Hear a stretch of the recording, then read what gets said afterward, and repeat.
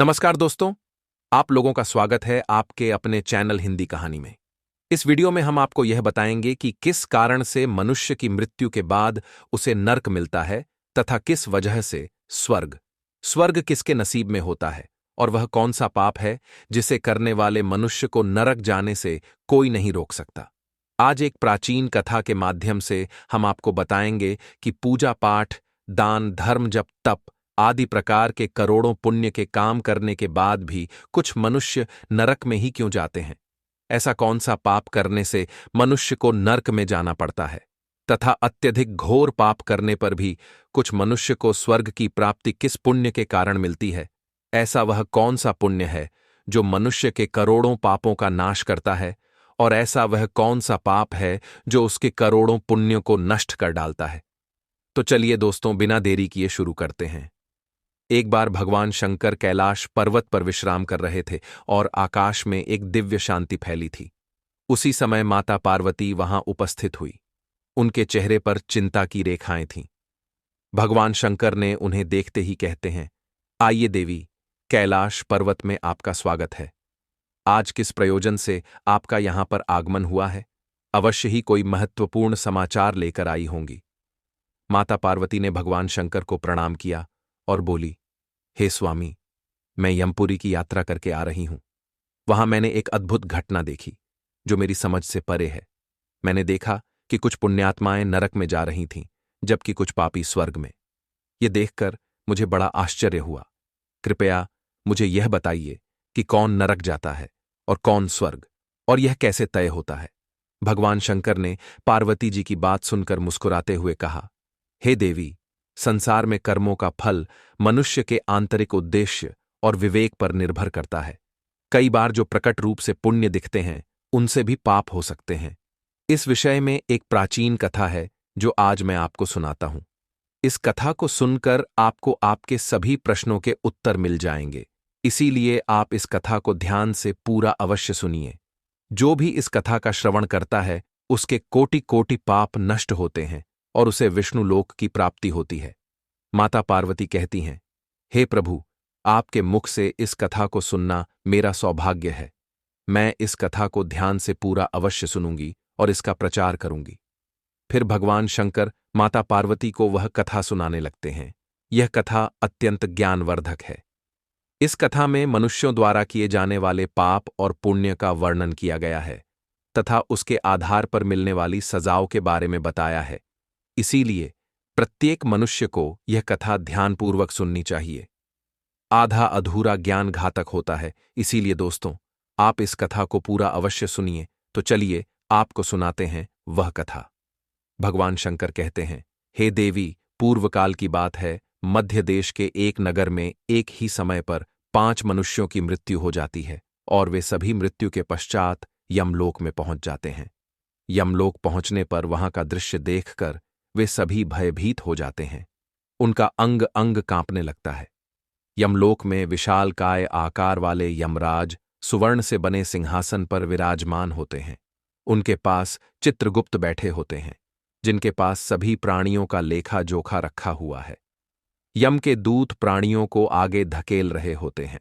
कुछ मनुष्य जोर जोर से विलाप कर रहे होते हैं, तो कुछ मनुष्य अत्यंत प्रसन्न होकर चल रहे होते हैं।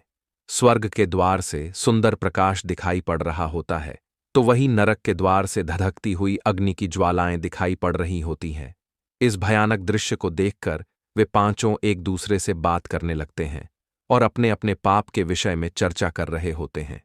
उन 5 में से 4 लोगों ने अपने जीवन में बहुत पाप कर्म किए हुए होते हैं और उन सभी को यह जान पड़ता है कि अब वे चारों ही नरक में ही जाने वाले हैं। उन चारों में एक चोर होता है, दूसरी वेश्या होती है, तीसरा विद्वान ब्राह्मण होता है, तो चौथा एक राजा का सैनिक होता है तथा 5वां एक धनवान किसान होता है। वे पांचों अपने अपने कर्म फलों को भुगतने के लिए तैयार होते हैं। फिर एक एक करके सभी पापी और पुण्य आत्माएं आगे चल रही होती हैं। वे चारों एक दूसरे के पाप कर्मों के बारे में बताने लगते हैं। सबसे पहले वह चोर बोलने लगता है। उसकी आवाज कांप रही थी और उसके चेहरे पर गहरा पछतावा था। उसने गहरी सांस लेते हुए कहा, भाइयों, मेरा नाम नारायण है। मैं जानता हूं कि मैंने जीवन भर बहुत पाप किए हैं। मैंने दूसरों का धन चुराया, उन्हें तकलीफ दी और कभी कभी उनका जीवन भी बर्बाद किया। मैं जानता था कि जो मैं कर रहा हूं वह गलत है, लेकिन मेरे पास कोई विकल्प नहीं था। परिवार भूखा था, मेरे पास कोई काम नहीं था और हर कोई मुझे दुत्कारत था। मैंने चोरी से जो धन पाया उससे मैंने अपने परिवार का पेट भरा, पर अब मुझे इस बात का पछतावा है कि मैंने कितने लोगों को दुख पहुंचाया। अब यमराज मुझे दंड देंगे। मुझे डर है कि मुझे नरक की यातनाएं झेलनी पड़ेंगी। यह कहते हुए नारायण की आंखों से आंसू बहने लगे। उसकी आवाज थाड़थड़ाने लगी और उसका चेहरा अपराध बोध से भर गया। इसके बाद सायमा, जो एक वेश्या थी, अपनी व्यथा व्यक्त करने लगी। उसकी आवाज में भी दर्द और ग्लानि थी। उसने गहरी उदासी के साथ कहा, मेरा नाम सायमा है। मैं जानती हूं कि शास्त्रों के अनुसार जो स्त्री कई पुरुषों से संबंध बनाती है उसे नरक में भेजा जाता है, लेकिन मैंने यह सब जानबूझकर नहीं किया। जब मैं छोटी थी, एक दुष्ट व्यक्ति ने मुझे जबरदस्ती उठाकर वेश्या बना दिया। मेरी इच्छा नहीं थी कि मैं यह जीवन जीऊं। मैं चाहती थी कि मैं किसी सम्मानजनक जीवन में होती, लेकिन मेरे पास कोई रास्ता नहीं था। मैंने ना चाहते हुए भी वह सब सहा जो मेरे साथ हुआ। अब मुझे नहीं पता कि मेरे इन पापों का क्या होगा। मुझे यह भी नहीं पता कि अगले जन्म में मुझे किस रूप में जन्म लेना पड़ेगा। मैं नरक जाने के लिए तैयार हूं, क्योंकि मैंने जो कुछ किया उसकी कोई माफी नहीं हो सकती। सायमा की आंखों से आंसू बहने लगे। उसकी आत्मा में गहरा दर्द था, मानो वह अपने पूरे जीवन का भार अपने कंधों पर महसूस कर रही हो। उसकी आंखों में वह पीड़ा झलक रही थी जिसे उसने सालों तक छुपाए रखा था। फिर वीर, जो राजा का सैनिक था, उसने बोलना शुरू किया। उसकी आवाज भारी और उदास थी, मानो उसे अपने जीवन के पापों का एहसास हो रहा हो। उसने दुख भरे स्वर में कहा, भाई, मेरा नाम वीर है। हम चारों में सबसे बड़ा पापी तो मैं ही हूं। मैंने बहुत बड़े पाप किए हैं। मैं राजा का सिपाही था, इसीलिए मैं लोगों पर जोर जबरदस्ती करता था। मैंने कितनों के प्राण लिए हैं। ना जाने कितने मासूम लोगों को सताया है, ना जाने कितने निर्दोष लोगों को मेरे हाथ से दंड मिला है। यमराज मुझे कभी क्षमा नहीं करेंगे और मैं निश्चित ही नरक में ही जाऊंगा, लेकिन मैंने यह सभी पाप जानबूझकर नहीं किए हैं। अपने प्राणों के भय से और परिवार के पालन पोषण के लिए मुझे यह पाप करने पड़े हैं। हमारा राजा जो कहता था उसका पालन हमें करना पड़ता था। राजा के विरुद्ध भला कोई साधारण मनुष्य कैसे जा सकता है? यह सभी पाप करते हुए मुझे अत्यंत दुख भी होता था और मैं जानता था कि यह पाप करने से मुझे नरक की ही प्राप्ति होगी, किंतु परिवार के मोहवश होकर मैंने यह काम किया है। लेकिन पाप तो पाप होता है। पाप करके पश्चाताप करने का क्या फायदा? इसीलिए मेरा नरक में जाना तो तय है। उसके बाद वो विद्वान पंडित बोलता है, भाई, हम चारों में से सबसे बड़ा पापी तो मैं हूं। तुम लोगों ने जो पाप किए हैं वह जाने अनजाने में किए हैं, या किसी ने तुमसे जबरदस्ती करवाए हैं, या मजबूरी में किए हैं। किंतु मैं तो विद्वान था। मैं सब सत्य असत्य जानता था। मुझे सच और झूठ का ज्ञान था, लेकिन फिर भी मैंने धन के लोभवश यह पाप किए हैं। शास्त्र कहते हैं कि जो सब कुछ जानकर भी पाप करता है वह निश्चित ही नरक में गिरता है। मैंने अपने ज्ञान का दुरुपयोग किया है। मैंने अपने ज्ञान का उपयोग लोगों की सहायता के लिए नहीं, बल्कि धन को कमाने के लिए किया है। मेरे घर की परिस्थिति अत्यंत गरीब थी। मेरे पिता भिक्षा मांगकर गुजारा करते थे, लेकिन मैंने अपने घर की गरीबी को दूर करने के लिए धन लेकर ज्ञान देने की चेष्टा की है। शास्त्र कहते हैं, जो विद्वान ब्राह्मण अपने ज्ञान का दुरुपयोग करता है उसे निश्चित ही नरक में जाना पड़ता है। मैंने लोगों को ज्ञान देने के बदले में उनसे धन लिया है, कभी किसी को मुफ्त में ज्ञान नहीं दिया। इसीलिए आप चारों में सबसे बड़ा पापी तो मैं ही हूं और मुझे ही नरक में जाना पड़ेगा। वाचस्पति के चेहरे पर पश्चाताप की गहरी लकीरें साफ दिखाई दे रही थीं। उसकी आंखों में आंसू थे और उसका सिर शर्म से झुका हुआ था। वह अपनी आत्मा के बोझ से टूट चुका था। इन चारों की बात सुनकर महिपाल, जो एक घमंडी किसान था, हंसने लगा। उसके चेहरे पर घमंड और अहंकार साफ दिख रहा था। उसने ताने मारते हुए कहा, तुम चारों तो इतने बड़े पापी हो कि तुम लोगों को नरक में जाना ही पड़ेगा। तुम लोगों ने घोर पाप किए हैं और इसीलिए यमराज तुम लोगों को कभी माफ नहीं करेंगे। यहां पर मौजूद मैं अकेला ही सबसे अधिक पुण्यवान हूं। मैंने अपने जीवन में बहुत पूजा पाठ किया है, ब्राह्मणों को दान दक्षिणा दी है। मैंने मृत्यु से पूर्व गाय का दान भी किया है, और अब मेरे सभी पुत्र पौत्र मेरी आत्मा की मुक्ति के लिए बड़े कार्यक्रम का आयोजन कर रहे हैं। वे मेरे लिए श्राद्ध दान दर्पण कर रहे हैं, यज्ञ कर रहे हैं। इसीलिए मैं सबसे अधिक पुण्यवान हूं। मेरी 3 पत्नियां और 10 पुत्र हैं। इतने लोग मेरी मुक्ति के लिए उपाय कर रहे हैं। और हां, मैंने अपने जीवन में कभी कोई पाप नहीं किया है, और जाने अनजाने में किए भी होंगे तो मेरे पुत्रों के श्राद्ध आदि के कार्यों द्वारा मेरे पाप भी नष्ट हो जाएंगे। मैं नित्य देव पूजा करता था, मंदिर जाता था, घर पर आए अतिथियों को भोजन कराता था। इसीलिए मुझे पूरा विश्वास है कि यमराज मुझे नरक में नहीं डालेंगे और मुझे मोक्ष की प्राप्ति निश्चित ही होगी। फिर वे पांचों धीरे धीरे आगे बढ़ने लगते हैं, और फिर जब उनका समय आता है तो उन पांचों के पाप और पुण्य के कर्मों का मूल्यांकन किया जाता है। सबसे पहले बारी आती है उस चोर की, जिसका नाम नारायण था। नारायण का हिसाब किया गया। चित्रगुप्त ने उसके कर्मों का लेखा जोखा निकाला और यमराज ने उसका पाप पुण्य का मूल्यांकन किया। कुछ समय तक विचार करने के बाद यमराज ने निर्णय लिया कि नारायण को स्वर्ग का मार्ग प्राप्त होगा। यह सुनकर नारायण आश्चर्यचकित हो गया। उसकी आंखों में विश्वास नहीं हो रहा था कि उसे स्वर्ग में स्थान मिलेगा। वह प्रसन्नता से स्वर्ग के द्वार की ओर बढ़ गया। इसके बाद सायमा की बारी आई। चित्रगुप्त ने उसके कर्मों का लेखा जोखा निकाला और यमराज ने उसके पाप पुण्य का मूल्यांकन किया, और कुछ देर तक विचार करने के बाद उसके पाप पुण्य का मूल्यांकन करके यमराज उसे भी स्वर्ग में जाने के लिए कहते हैं। यह सुनकर सायमा की आंखों में आंसू आ गए। उसे यकीन नहीं हो रहा था कि उसकी इतनी बड़ी गलती के बाद भी उसे स्वर्ग में स्थान मिलेगा। वह आभार से भरी हुई बिना कुछ कहे स्वर्ग के द्वार की ओर चल पड़ी। फिर तीसरी बारी आती है उस सिपाही की, जिसका नाम वीर था। चित्रगुप्त ने उसके भी कर्मों का हिसाब किया और यमराज ने उसका पाप पुण्य का मूल्यांकन किया। कुछ देर विचार करने के बाद यमराज ने उसे भी स्वर्ग में भेजने का आदेश दिया। वीर के चेहरे पर एक मिश्रित भाव था, पछतावा और प्रसन्नता। उसने अपने जीवन में किए गए पापों का दुख महसूस किया, परंतु वह भी प्रसन्नता के साथ स्वर्ग की ओर चल पड़ा। फिर चौथी बारी आती है उस विद्वान ब्राह्मण की, जिसका नाम वाचस्पति था। चित्रगुप्त उस ब्राह्मण के कर्मों का लेखा जोखा निकालते हैं और कुछ देर तक विचार करते हैं। फिर यमराज उस ब्राह्मण को भी स्वर्ग में जाने के लिए कहते हैं। फिर वह विद्वान ब्राह्मण विचार करता है, मैंने तो पाप किया है, फिर मुझे क्यों स्वर्ग में भेज रहे हैं? वाचस्पति को भी यह निर्णय आश्चर्यचकित कर गया, परंतु उसने इसे स्वीकार किया और वह भी स्वर्ग की ओर बढ़ गया। उन 4 को स्वर्ग में जाता देख वह धनवान किसान बहुत दुखी और क्रोधित हो जाता है। वह सोचने लगता है कि यह कैसा न्याय है, इन पापियों को स्वर्ग जाने का मौका मिल रहा है।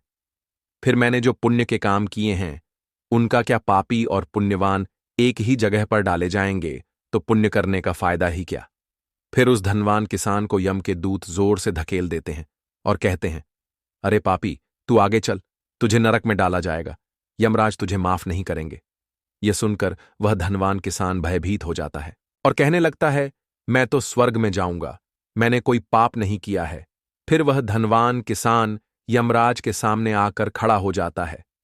चित्रगुप्त उसके कर्मों का लेखा जोखा देखते हैं और उसके पाप पुण्य के कर्मों का मूल्यांकन करते हैं, तो उसके पाप का पलड़ा भारी हो जाता है और यमराज उस धनवान किसान को कहते हैं, अरे दुष्ट, तूने तो बहुत बड़ा अपराध किया है, तू तो नरक में जाने के ही योग्य है।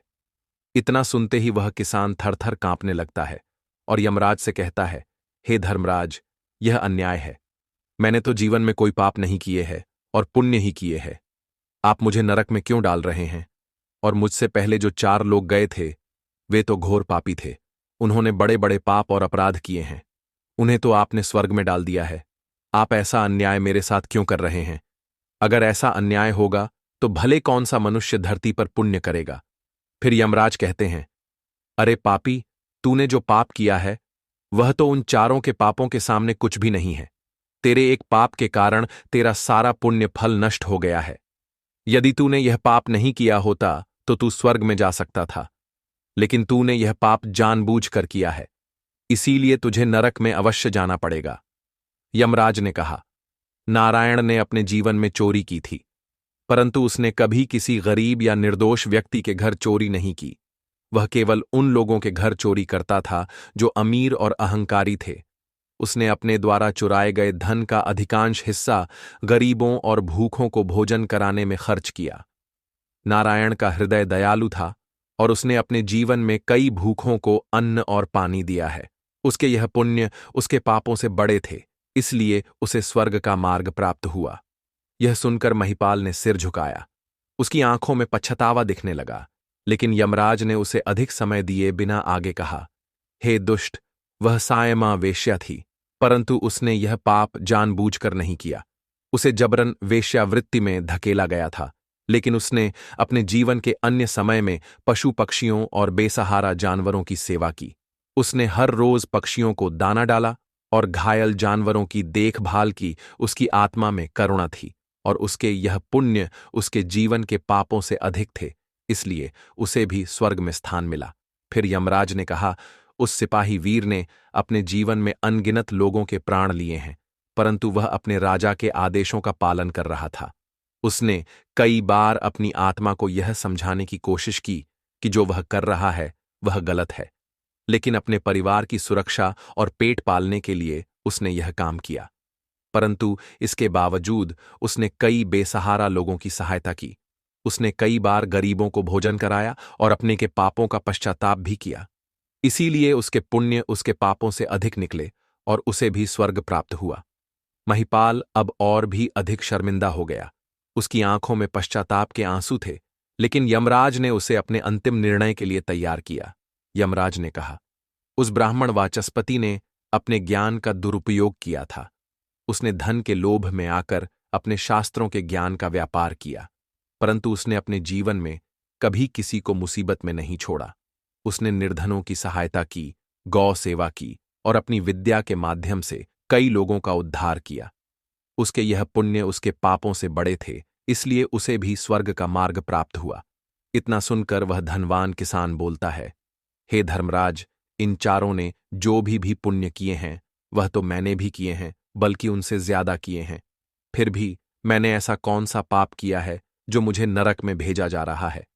यमराज कहते हैं, हे दुष्ट, याद कर, तूने उस अबला विधवा नारी पर गलत लांछन लगाया था कि उसने तेरे घर पर चोरी की है, और इसके साथ ही तूने उसके ऊपर कई अन्य गलत लांछन लगाए थे।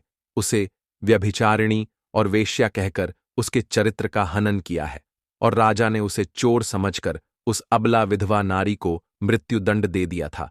महिपाल, तुमने जीवन में कई पुण्य किए, परंतु एक पाप ने तुम्हारे सभी पुण्यों को नष्ट कर दिया। तुम्हारा झूठा आरोप वह निर्दोष स्त्री पर जिसने उसकी जान ले ली, वह तुम्हारे सारे पुण्यों का विनाशक बना। मनुष्य के पुण्य और पाप दोनों ही उसके कर्मों का फल होते हैं, लेकिन दूसरों पर झूठे आरोप लगाने का पाप सबसे बड़ा होता है और इसका प्रायश्चित नहीं हो सकता, इसलिए तुम्हें नरक जाना होगा। महिपाल अब भयभीत हो गया। उसने कांपते हुए कहा, परंतु मैंने ऐसा जानबूझकर नहीं किया था। मुझे नहीं पता था कि मेरे इस आरोप से उसकी मृत्यु हो जाएगी। मैं केवल अपने धन की रक्षा कर रहा था। यमराज कहते हैं, हे पापी, मनुष्य ब्रह्म हत्या, चोरी, मदिरापान आदि प्रकार के घोर पापों से भी प्रायश्चित करके मुक्त हो सकता है, किंतु दूसरों पर गलत लांछन लगाने पर कोई प्रायश्चित नहीं है।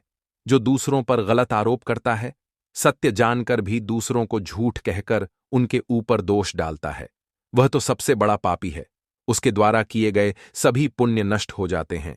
इसीलिए तूने जितने भी पुण्य किए हैं वे सभी उस एक पाप के कारण नष्ट हो गए। महिपाल की आंखें से आंसू बहने लगीं। उसकी आवाज कांप रही थी जब उसने कहा, हे धर्मराज, मैंने अपने जीवन में अनेकों दान किए, देवताओं की पूजा की, ब्राह्मणों की सेवा की, परंतु यह एक पाप जिसे मैंने सोचा भी नहीं था कि इतना बड़ा होगा, मेरे सारे पुण्य नष्ट कर देगा। क्या कोई प्रायश्चित नहीं है जिससे मैं इस पाप से मुक्त हो सकूं? यमराज ने उसे कठोरता से देखा और कहा, नहीं महिपाल, तुमने अपने जीवन में उस निर्दोष स्त्री पर जो आरोप लगाए थे, उनका परिणाम यह है कि तुम्हारे पुण्य सभी नष्ट हो गए। अब तुम्हें नरक की यातना का सामना करना पड़ेगा। फिर यमराज यमदूतों को कहकर उस पापी किसान को नरक ले जाने के लिए कहते हैं।